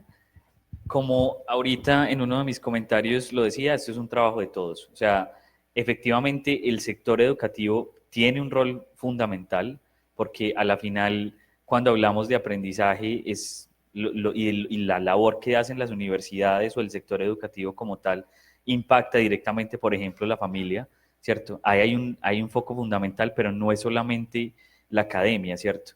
El sector productivo tiene otro papel. La generación de políticas para que este tipo de tecnologías se implementen también va a estar influenciado por lo que pase en la academia, por lo que pase en el sector productivo y cómo nosotros de alguna forma desde el sector productivo académico presionamos al sector gobierno para que genere esos procesos de cambio que necesitamos con la llegada de estas nuevas tecnologías. Entonces, insisto, esto va a ser un trabajo de todos. Y si todos no nos ponemos en el rol de cambiar el mindset que tenemos frente a, por ejemplo, el uso del celular en un salón, sabiendo que eso ya es una extensión de nosotros, ¿cierto? Va a ser muy difícil generar ese tipo de cambios. Digamos, desde el punto de vista, lo que tú mencionas desde el punto de vista capitalista, yo ahí, digamos, es una discusión con la que no me voy a meter, pero para mí es importante dejar algo y es la llegada de estas tecnologías nos van a permitir solucionar problemas tan graves como el plástico, ¿cierto? Y el cómo yo voy a usar la edición genética para buscar nuevos materiales biodegradables que me permitan reemplazar el absurdo uso de plástico que tenemos hoy en día en estos sistemas y en este modelo económico que, digamos, que ha movilizado el uso de este tipo de materiales. Entonces, la tecnología va a habilitar esos cambios independiente del modelo en el sistema del cual haga parte. Varias cosas. Uno, El alcance. Ahorita hablábamos de la formación y la educación y hasta dónde nosotros como universidad nos podemos comprometer. Yo hablaba, nos comprometemos con educar. Disponemos muchas cosas para formar, pero el papel fundamental de la familia es formar. Y ahí tenemos graves problemas estructurales, ¿cierto? ¿Hasta dónde la universidad se puede comprometer con acompañar a la familia? Y yo pensaría que es un tema muy complejo y muy intersectorial, porque lo que le pasa a la familia es un problema social. Ahora, digamos, hay cosas que hacemos en las universidades, por ejemplo, se propenden por programas de acompañamiento a programas gubernamentales como el Buen Comienzo. Entonces nosotros acompañamos programas de ese tipo y estamos ahí como tratando de responder, pero es un problema de una magnitud gigante que se nos sale de las manos. Desde el asunto del capitalismo, indiscutible, sí, eso no tiene discusión. Y en ese orden de ideas siempre van a haber unos asuntos que este tipo de modelo propone y ha hecho con la sociedad, y es generar unos marginales. Los famosos desechables, todo este asunto de marginación en las ciudades, marginales. Y uno de los riesgos que tenemos, y que Harari lo plantea en su texto de los retos del siglo XXI, es precisamente que no vayan a haber otro tipo de marginales, y es una magnitud o una masa de humanidad desocupada, sin nada que hacer, sin un lugar en la sociedad. Entonces, por eso el planteamiento es, hay que reposicionar lo humanístico, la formación humanística, de tal manera que realmente se desarrolle en el estudiante una competencia fundamental de sensibilidad social que le permite entender y ser un ciudadano culturalmente, que desarrolle una ciudadanía cultural, para que entienda los contextos y las realidades y pueda operar desde ahí. No solamente apostándole a un desarrollo industrial llamémoslo 4.0 como queramos, sin sentido, ¿no? Eso tiene que tener un sentido, y ahorita lo mencionaba, saldar una deuda histórica de aprender a vivir juntos. Yo quiero como irme en la línea de lo que plantea Nora, que estoy totalmente de acuerdo. Creo que también hay otra reflexión muy importante en lo que tú planteas y que tiene que ver con los que trabajamos en el mundo de la educación. Mire qué paradójico esto. Los que somos profesores aspiramos en la escala de formación llegar a tener una maestría y llegar a tener un doctorado. Pensaría uno que esa cualificación a la que todos queremos llegar tendría eco si todo lo que yo aprendo allá afuera volviera al sistema y lo compartiera con la gente, y fuéramos capaces entonces de devolvernos a decir, bueno, ahora sí, yo ya soy un doctor voy a ir a apoyar, por ejemplo, procesos de la secundaria, de la primaria, etcétera. Pero miren este fenómeno tan difícil. Cuando se es doctor, entonces ya uno no quiere volver a dar clase. Y si va a dar clase, ya no acepto clases, sino en maestrías y doctorados. Entonces la pregunta es, ¿y cómo vamos a volver a la base, a ayudar a que todos los procesos de enseñanza-aprendizaje sí tenga la calidad que todos esperamos, y todo el que se va formando jamás regresa allá? Yo creo que es una reflexión también que nos corresponde a todos los que trabajamos en educación, y entender la educación como un proceso social, un proceso que es hecho por seres humanos y para seres humanos, y que la esencia está allí. Entonces, si yo hago mi doctorado, pues sí, claro, muy importante ponerme a investigar para producir artículos, pero muy importante poder yo volver a la esencia, volver a los seres humanos, que estamos formando seres humanos, para compartir con ellos todos esos aprendizajes que yo ya he alcanzado. Refuerzo un poquito lo tuyo antes de pasar a la respuesta. Y yo siempre les digo a mis profesores, cuando llegan de hacer su doctorado, ¿qué pasa eso, no? Lo primero que le dicen a uno después de que llegan con su título de doctor es, pero no me va a poner a dar clase. Y ni se le ocurra el primer semestre. ¿Sí? Ni se le ocurra, pues, si acaso en décimo, pero ya, si acaso. pero me mandas para posgrado. Y yo siempre les digo, vea, hágame el favor, va a la biblioteca y sáquese el libro de español-latín, que es el diccionario, pero el diccionario español-latín, latín-español, es un diccionario muy escaso, ¿sí? Y vaya, búsquese el significado de la palabra doctor en latín, que la gente cree que doctor significa médico, no, médico en latín es medicus. Doctor en latín significa profesor. Entonces se fue a hacer un doctorado para ser profesor. Ay, pues, y si no, ¿para qué se fue? Sí, muy importante la producción de texto y todas esas cosas, pero la esencia de sus estudios fue porque usted se quiso volver un profesor. Primero. Segundo, ya entrando a tu pregunta. Miren, volvamos otra vez al significado de las palabras. Universidad, ¿qué significa universidad? Universidad es el sitio donde se conoce el universo. Esa es la universidad, ¿sí? La concepción de universidad es esa, el sitio donde yo voy a conocer el universo. Pero volvemos al mismo tema, se nos olvidó ese cuento, se nos olvidó mirar al universo. Porque es el universo la fuente y la inspiración de donde traemos los problemas, de donde traemos las dudas, de donde traemos las inquietudes, de donde traemos las necesidades de conocimiento, para estudiarlas, como se decía ahora, ¿para qué? Para entregarle a la sociedad respuestas. Es que esa es la función de la universidad. Entregue las respuestas ¿a través de qué? A través de unos señores que pasaron por esa universidad, encontraron esas respuestas y van y le transmiten esas respuestas al mundo, ¿cierto? Entonces,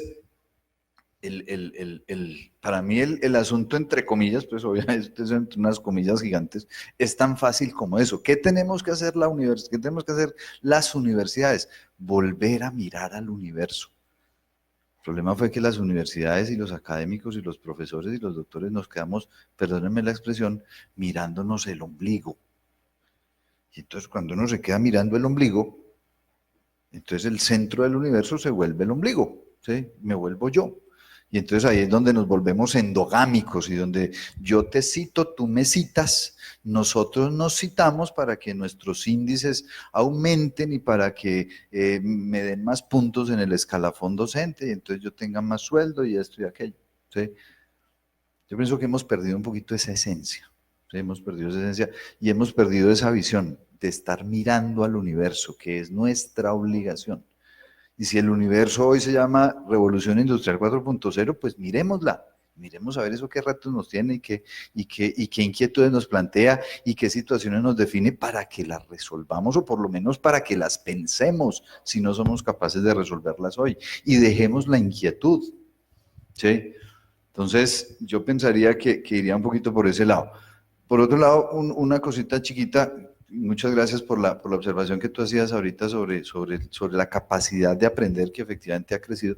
Yo lo que necesito, y si tienen ustedes información, se los agradezco a ustedes que son especialistas en ese asunto, es si el cerebro humano ha crecido o si hay indicios de que una persona del siglo XXI es más inteligente que una persona del siglo XIV. O sea, si eso se ha medido en alguna parte. Que tenga diferente capacidad de aprender, claro, yo sí me imagino que eso ha evolucionado, pero yo no sé si el peso, tantos gramos de cerebro pesaba un cerebro de un habitante del siglo XV y cuánto pesa el cerebro del habitante del siglo XXI. Si el habitante del siglo XV tenía un coeficiente intelectual de tanto y eso ha aumentado a través de la historia de la humanidad, no sé si tienen algunos datos sobre eso, que les agradecería porque ese ha sido mi gran cuestionamiento. Muchas gracias. ¿Alguna otra pregunta? Muy buenas tardes. Mi nombre es Magdalena Mena, soy docente de la institución universitaria Escolme. Me desempeño en el campo del mercado y la administración como profesión. Amo la docencia y sé que no debemos ir dejando de lado los avances que tiene el mercado laboral ahorita, porque nosotros tenemos una cátedra en el aula y los estudiantes van a hacer otra cátedra experiencial en las empresas. Basados en eso y mirando la trayectoria de Bancolombia, y traigo Bancolombia como un ejemplo de revolución industrial con el uso de las tecnologías, que fue el banco pionero en ponernos a usar la tecnología desde el celular, aunque otros bancos ya lo tenían afuera en el exterior, pero ellos lo hicieron en Colombia. Nos aplicaron el modelo y nos forzaron porque tienes que tener el aplicativo en el celular, porque puedes hacer la transacción desde el celular. Hoy el celular se ha vuelto una herramienta para que nosotros no solamente hagamos una transacción y tengamos una comunicación directa con el banco, sino que también se ha vuelto la herramienta de trabajo, no solo para los empleados de Bancolombia, sino para muchas otras personas que trabajan en el sector de mercadeo. TDAT trabaja con el celular. Mis estudiantes que trabajan en TDAT es su instrumento de comunicación y de trabajo para la industria. Si nosotros lo prohibimos, estamos cerrándonos al avance, entonces estamos quedando como estancados. Mi pregunta es, ¿qué estrategia está implementando el sector educativo para articular? Y sabemos que no podemos trabajar individual, si seguimos trabajando la cátedra por fuera de lo que demanda el sector industrial. Por esto es que Bancolombia tiene su academia para capacitar y lo hace no a nivel individual, sino que también he trabajado con instituciones donde Bancolombia nos pone a capacitar los técnicos y nos manda los ingenieros en desarrollo y tecnología para implementar un nuevo software para el uso de las huellas, de los QRs y de cantidad de cambios e innovación que nos va llegando. ¿Cómo se está preparando el sector educativo para articular ese trabajo?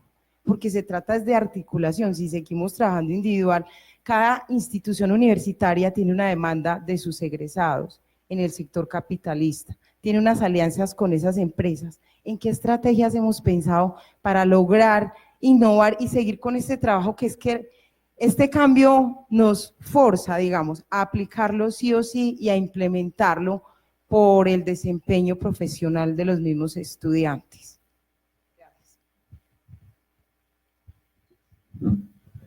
Pero es que no entendí muy bien la pregunta. La pregunta es cómo estamos articulando el uso del dispositivo móvil en la educación. Sí, la pregunta es, ¿cómo estamos articulando, cómo se está preparando el sector educativo para articular el trabajo con el sector industrial o las empresas que van a la vanguardia de la tecnología 4.0? Sí, ahorita mencioné algo de eso y es una área que hay que fortalecer. Hablaba del Comité Universidad, Empresa, Estado. Pues hasta ahora, ¿cómo lo hemos hecho? Como lo mencionas, a través de las prácticas profesionales, los estudiantes van, hacen su práctica allá y ¿dónde están los puntos débiles? Realmente las empresas deberían intervenir en el diseño curricular de las universidades, ese sería el ideal. El ideal sería que la universidad, hasta ahora, ¿cómo lo hacemos? Venimos acompañando en procesos de investigación y extensión a las empresas, pero es necesario también que de alguna manera, ahorita lo planteaban, la empresa se vuelva un aula, ¿cierto? Que sirva para la docencia, más allá de que nos sirva como área de investigación o aportemos desde la investigación. Pero ya se han tocado puertas, digamos, a empresas para que se abran esas aulas de experiencia, no solo con la práctica, sino que se pueda articular ese trabajo. Claro, de hecho el decreto 1330 habla ya, que no lo había nombrado, de la modalidad dual. Y la modalidad dual precisamente es la docencia y pues, el ejercicio de la educación en la empresa. Hay una de las, digamos, como de las actividades que queremos traer digamos, a esta revolución 4.0 como centro, y es hacer pilotos para, antes de que se emitan las políticas públicas, con el sector real, ¿cierto? Entonces, ese va a ser un cambio, digamos, en la forma en cómo se genera política pública para habilitar la llegada de las tecnologías emergentes, y nosotros nos sentamos con los empresarios, nos sentamos con las universidades, con el gobierno, con la sociedad civil, y empezamos a validar si efectivamente las políticas que se están generando alrededor de las industrias 4.0 van a funcionar o no. Entonces ahí, digamos, esa conexión entre el sector productivo y la academia, pues se vuelve digamos, un ejercicio fundamental en ese desarrollo. Y efectivamente, para agregar algo con respecto a Bancolombia, la pregunta que me hacías anteriormente del grado de penetración de tecnologías, Bancolombia es un ejemplo de cómo están usando la robótica, ¿cierto?, para optimizar sus procesos al interior del banco. De hecho, ellos crearon un centro de excelencia que lo que está haciendo es generando un pool de profesionales que están robotizando los distintos sistemas que tienen al interior de Bancolombia. Y efectivamente las empresas o las fintech son una de las que más inversiones están haciendo en términos de inteligencia artificial, y Bancolombia es un ejemplo de cómo se está revolucionando eso. ¿Cuál es una labor que lo hemos mencionado en todo el panel? Y es, esto no lo pueden hacer las universidades sola y el sector productivo solo.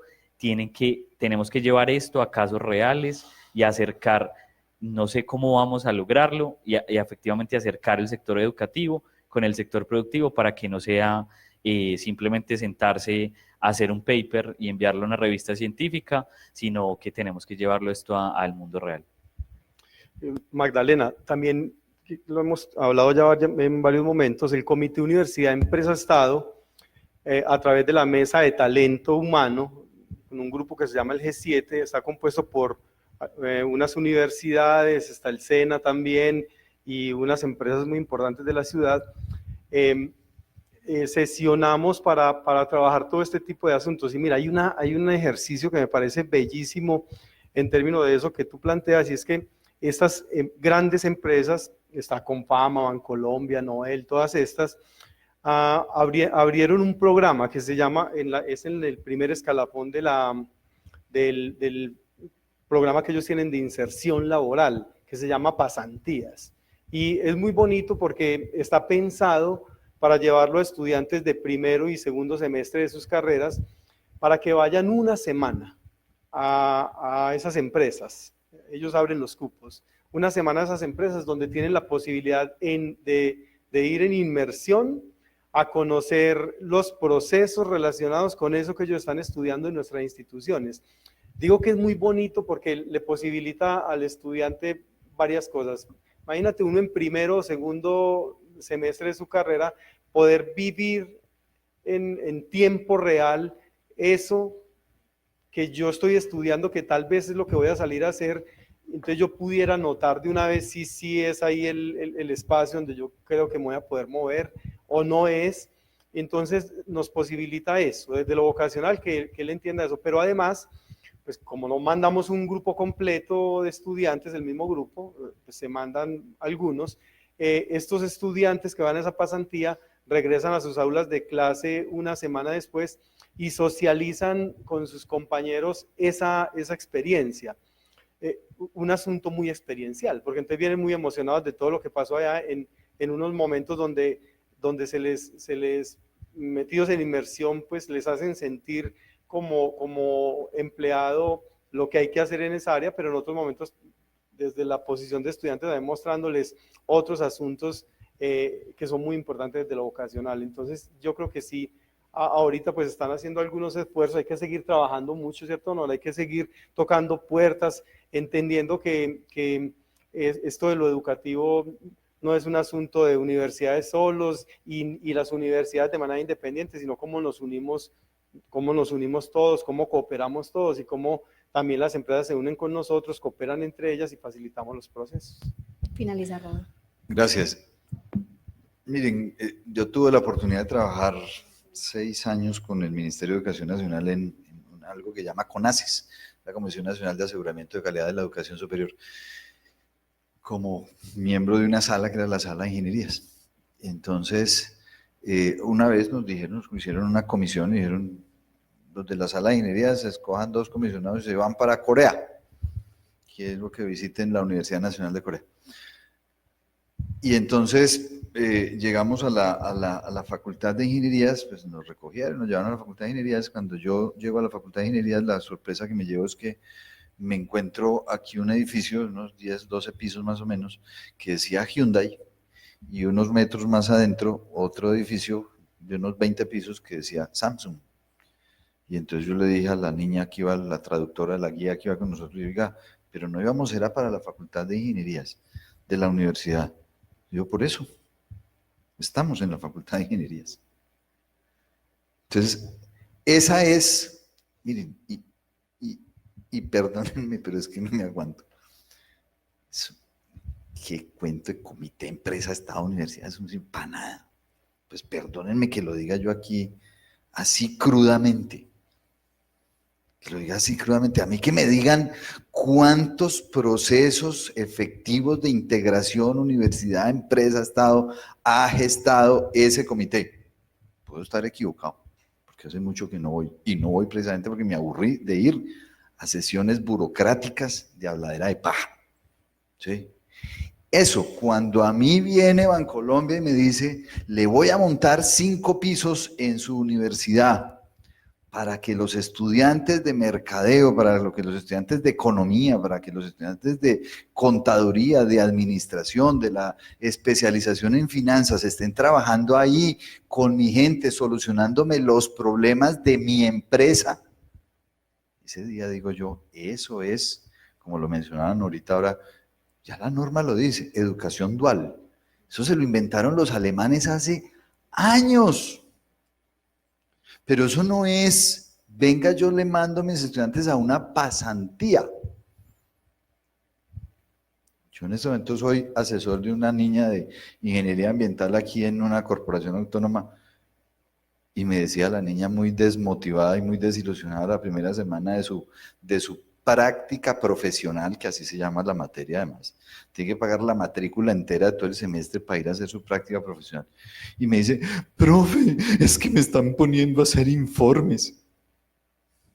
Bienvenida a las prácticas profesionales en Colombia. Eso es. Porque creemos que el estudiante de último semestre, creen en el sector productivo, que el estudiante es una cosa bien simpática, ¿no? El estudiante de último semestre no lo ponga a hacer cosas importantes porque es un estudiante. Pero resulta que el tipo se gradúa y al otro día sí lo ponen a hacer cosas importantes, porque ya se graduó. ¿Sí? Y entonces yo me acuerdo de un buen amigo mío, el padre Juan Jaime Escobar, que seguramente ustedes lo han visto en televisión, el día que se ordenó de sacerdote, que ustedes saben, es una ceremonia muy bonita, al diácono lo acuestan en el piso y el obispo le impone las manos, entonces la mamá muy emocionada después de la imposición de las manos del obispo le dice, mijo, ¿y usted qué sintió cuando el obispo le impuso las manos? Y bueno, ahí me contestó, nada mamá, pues que voy a sentir nada. Aquí creemos que porque a mí me entregan un diploma, entonces ya eso cambió mi esencia, mi conocimiento y mi razón de ser. Coja al muchacho y mándelo para la empresa, pero póngalo a trabajar de verdad, pero no lo ponga a hacer cosas eminentemente operativas. ¿Qué hacían los muchachos de la Universidad Nacional de Corea en el edificio de Hyundai? Les decían desde Hyundai, vea, es que nuestros carros tienen unas pastillas de frenos que están hechas de asbesto, y resulta que el asbesto lo van a prohibir. Entonces, maestro, ustedes verán cómo van a resolver ese problema. Ese asbesto hay que cambiarlo. Perdónenme la expresión, emberraque a trabajar y entrégueme una pastilla nueva. ¿Sí? El tipo está ahí aplicando lo que aprendió de materiales, de resistencia a materiales, de fricción, de física, de dinámica, de metalurgia, no sé, de una cantidad de cosas. Primero lo tiene que saber y ahora lo está aplicando. Pero entonces aquí es el llamado, vuelve y juega. Ahora decía yo, el llamado de universidad, póngase en contexto con el universo. Universo, mire a la universidad como algo más que un simple proveedor de posibles empleados. Vea a la universidad como el centro donde usted puede tener la solución de muchos de sus problemas. En Colombia entramos en una carrera loca por allá a partir del año 2002, del incremento de número de programas de maestría y doctorado. Efectivamente, los programas de maestría en Colombia en esos 10 años, de 2010 a 2018, se multiplicaron por 4.5. Los programas de doctorado se multiplicaron creo por 3.8, algo así. El número de, no solamente de programas, sino de graduados, perdón. O sea, tenemos cualquier cantidad de graduados de maestría.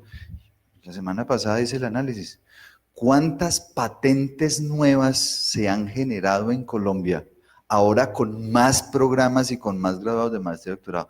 Esa relación no solamente no ha crecido, sino que levemente viene disminuyendo. ¿Eso qué significa? Pues, Colombia muy sencillo, nos inventamos una tontería que se llama es que maestrías de profundización, que son maestrías, como digo yo, de viernes cultural y sábados felices. La gente va, se sienta el viernes por la noche, recibe 4 horas de clase, el sábado va por la mañana, recibe clases otras 4, otras 6 horas, y a los 2 años lo graduamos de magíster.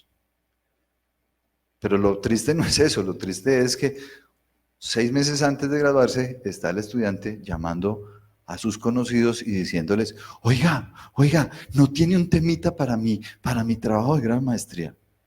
Y yo siempre les digo, ¿y qué le dijo su universidad de eso? No, que yo me tengo que conseguir el tema, me tengo que conseguir el asesor, y yo le tengo que entregar el documento. ¿Y dónde está su línea de investigación? Ojo que la ley 30 dice claramente, los programas de maestría finalizan con un trabajo de investigación. Eso dice la ley 30. Y nos lo estamos pasando por la galleta. Y el problema es, claro, no hay trabajos de investigación. ¿Por qué? Pues porque yo soy empleado de X empresa y yo no estoy metido en el mundo de la investigación. ¿Quién me debería poner mi trabajo de investigación? Mi maestría. ¿Quién me debería definir a mí mi línea de investigación? Mi programa de doctorado, ¿cierto? Pero ahí hay una desconexión muy tenaz todavía entre lo que es el mundo de la empresa y de la industria y el mundo académico. Y así finalizamos este foro, cómo se prepara el sector educativo para la industria 4.0. Agradecemos todas sus consideraciones y apreciaciones. Feliz tarde.